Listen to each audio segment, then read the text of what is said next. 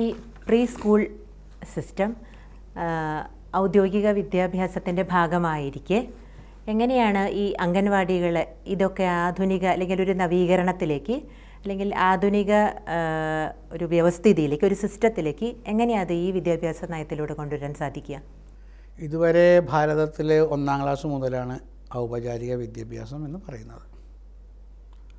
എന്നാൽ പല സ്ഥലങ്ങളിലും കാലത്തിൻ്റെ സാഹചര്യത്തിൻ്റെ സമ്മർദ്ദം കൊണ്ട് പ്രീ സ്കൂളുണ്ടായി.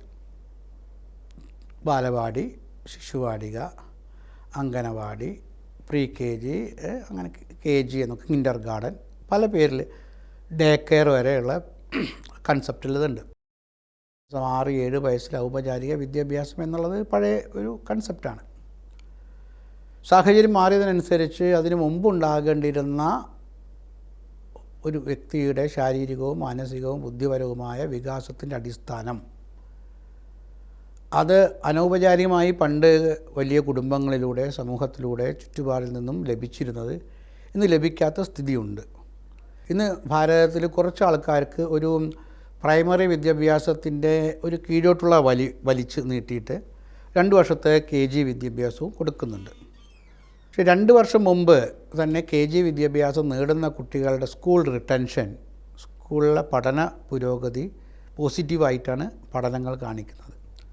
അതൊരു വശം. രണ്ടാമത് സാമൂഹ്യ ചുറ്റുപാട് മാറിയതുകൊണ്ട് ഈ കുട്ടികൾക്ക് ഇന്ന് ബാലവാടിയുണ്ട്. ഇന്ന് ഭാരതത്തിൽ ചെയ്യുന്നത് കുടുംബ ശിശുക്ഷേമ വിഭാഗത്തിന് കീഴിലാണ്. പ്രത്യേകിച്ചും കുട്ടിയുടെ പോഷകാഹാരം, അത്തരത്തിലുള്ള ചില കാര്യങ്ങൾ കുറച്ചതുകൊണ്ട് ചിരിയും പാട്ടൊക്കെ ആവാം എന്നുള്ള രീതിയിലാണുള്ളത്. പിന്നെ ഒരു ഗ്യാപ്പാണ്. അപ്പോൾ അതും വിദ്യാഭ്യാസ സംവിധാനവുമായിട്ട് ഒരു ബന്ധമില്ല, നേരിട്ട് ബന്ധമില്ല. ബാലവാടികളുണ്ടാകുന്നു, ആയമാർ ഉണ്ട്, അവർ ചില പാട്ടൊക്കെ പഠിപ്പിക്കുന്നുണ്ടാവും. പക്ഷേ ഇതിനെ രണ്ടിനെയും കൂടിയും നന്നായിട്ട് ഒരു ഉദ്ഗ്രഥിക്ക് ഇൻ്റഗ്രേറ്റ് ചെയ്യുന്ന ഒരു ചിന്ത ഇവിടെ വന്നിട്ടുണ്ട്. ECC, child care, early child care and education, രണ്ടും വേണം.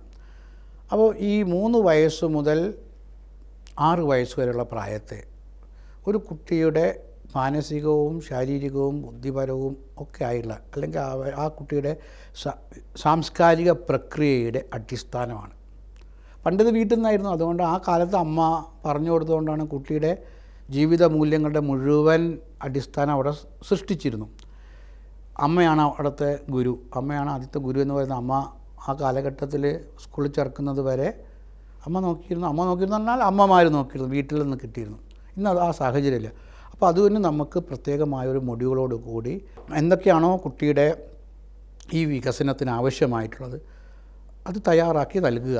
ആ ഉദ്ദേശത്തിൽ ഒരു വലിയ വിപ്ലവം എന്ന് പറയുന്നത് ഏകദേശം 3 കോടി വിദ്യാർത്ഥികൾ ഒറ്റയടിക്ക് ഈ വിദ്യാഭ്യാസ സംവിധാനത്തിലേക്ക് വരാൻ പോവുകയാണ്.